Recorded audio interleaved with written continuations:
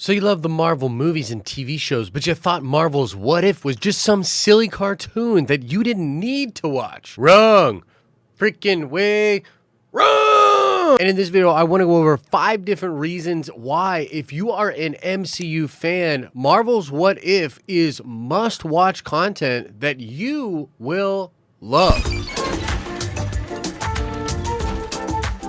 And just a small reminder, smash the like button on this video if you're digging this content, and make sure you go over to our live stream tonight at 2:30 Eastern Standard Time in the morning, where we'll start our watch party for Marvel's What If. And we're going to be doing watch parties for every episode of What If for the next 8 weeks, because unlike some of you, I am not sleeping on What If. Okay, enough of all that. Now let's get right into the main reasons here. Number 5 is a very cool one to me, and it is simply the fact that this is a return to the MCU with just a little bit of new flavor. Don't get me wrong, I have enjoyed WandaVision, Falcon and the Winter Soldier, and Loki, but none of them really feel the same as the MCU did before Endgame, and I didn't get the exact MCU itch that I was looking to scratch after a year off of content last year and just waiting in the wake after Endgame to see what everything is like. Maybe you're like me and you've been rewatching old MCU movies, and there's just this classic feeling, especially to the greatest hits that were in the Infinity Saga. They have this very specific feeling. It's a ton of fun. It's why we're all here watching videos like this, enjoying content.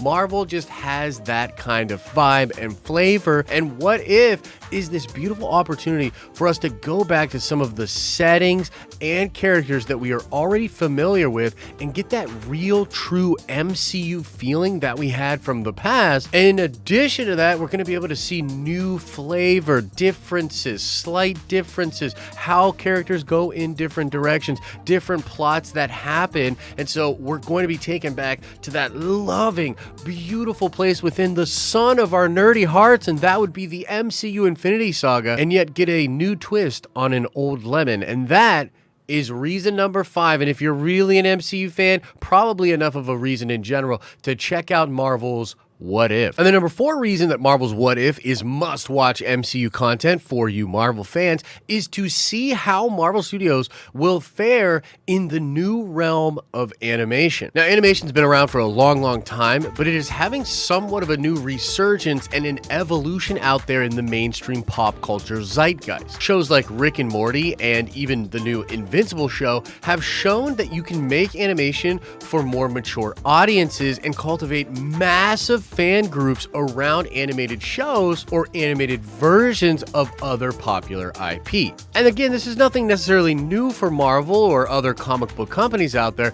but things are just changing when it comes to animation, and anime itself is having a big presence as well in the West now. I mean, we're getting Star Wars Visions, which has anime in the Star Wars world. There's a new movie for The Lord of the Rings all about Helm's Deep coming out of Amazon Studios with a great anime team behind it. It's clear that animation and animated projects that are geared more towards mature or adult audiences is a new game in town, and it's exciting to see how Marvel's going to fare within that realm. And this will not be the last time that the MCU steps forward in animation. In fact, we know that they have an entire division of Marvel Studios completely dedicated to animation, and we are likely to see many, many more MCU animated projects from here on out. And as just a fan of the entertainment industry and how all this pop culture stuff goes, if you're an MCU fan, of course you want to see how what I would consider to be one of the greatest movie studios ever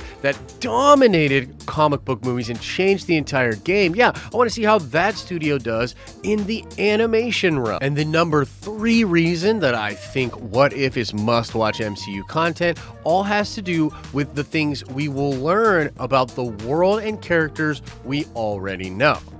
Now, this point might seem a little bit counterintuitive because in the What If show, we're going to experience new versions of the characters that we already know. But if I know the team at Marvel Studios, and I'd like to believe that I do by this point, I think on top of learning about new characters and new versions of characters, we're also going to get a lot of backstory and gaps filled in for us about things we're already curious about with the Marvel Cinematic Universe. I wouldn't put it past Marvel to put something weird appeared in the Wakanda episodes talking about their history with Atlantis and setting up something like that. And even though, yeah, it's technically a different universe, that lore might well be also established in the mainstream Marvel sacred timeline, Infinity Saga, whatever you want to call it thing. So whether it's through conversations and new kinds of conversations with characters we already know, or files and Easter eggs that are left throughout the various episodes, I think that we will still get more information and sort of filled in gaps for the actual MCU, the MCU that we know and love. So it's not just about the new stuff. I think you're still going to get a bunch of stuff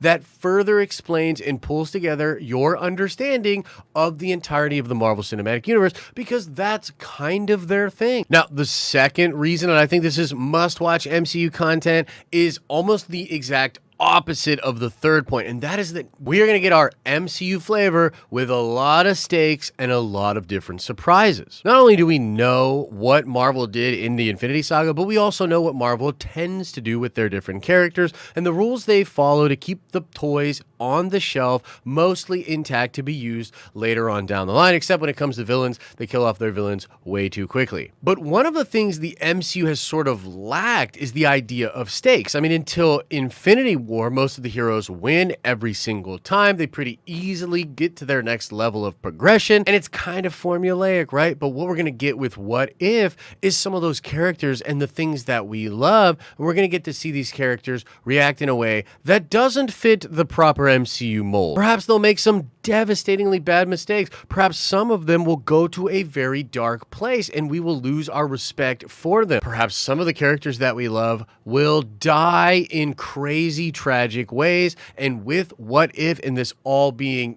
canon, but also separate from the main timeline, they can do whatever they want. And so those surprises and the shock value that could potentially be there, again, added to that very comforting, familiar MCU vibe, I think is a big freaking deal and will make What If must-watch MCU content for the Marvel fans. But the number one reason that this show is must-watch content for an MCU fan has to do with the fact that I believe these characters will be showing up in live action, not just in Doctor Strange Into the Multiverse of Madness, but possibly other projects into the future, and that several of them might actually play a huge role in macro plans that Kevin Feige has for the multiverse that I think will head towards either Battle World or Secret Wars or another multiversal war. Right now, it really does seem like Kang the Conqueror, who will be a much darker version than the He Who Remains character we meet at the end of Loki. Yeah, Kang the Conqueror is going to be the Thanos of the MCU, a huge, looming, ominous threat over everything that is going down, and a big bad that we will be arriving at with pretty much the entirety of the Marvel Cinematic Universe fighting against him. Kang is going to be a massive deal. He's going to be doing stuff with the timeline, and he's going to be doing stuff with the multiverse, and I strongly feel that some of, if not all of, the Guardians of the Multiverse, which will be this team sort of created in What If, that those characters will play a very important role in the future content for the live action MCU. And so generally speaking, we might have thought, oh, this is just a fun little show. It's not going to be super important, but that does not appear to be the case. There's a lot of smoke out there, rumors and suggestions from good insiders that Haley Atwell will appear in Doctor Strange in the Multiverse of Madness as Captain Carter, and it's strongly suggested that there will be another Doctor Strange, the Doctor Strange Supreme, also showing up with Captain Carter in Doctor Strange. And if you just read the multiversal tea leaves, man, really seems like these characters and a lot of fun stuff from What If will play a big role in what happens next, and that's totally Marvel's MO. That's what has made them so successful and part of the reason we love digging into this Marvel content. So there you have it, ladies and gentlemen, 5 reasons why Marvel's What If is must-watch MCU content. Let me know if you agree, disagree, if you're more hyped. less hype, indifferent? Where are you at with that? And again, I want to remind you, check out the live streaming channel where we will not only be doing watch parties, but also spoiler streams where we're talking about all the different things going on with each episode. I'll be doing that tomorrow over there. So check out that channel, subscribe to this channel for a bunch of breakdown videos of What If and all the nerdy things coming out for the rest of the year. And as I always say, I hope you are having an awesome and a nerdy day, and I'll see you in the next video.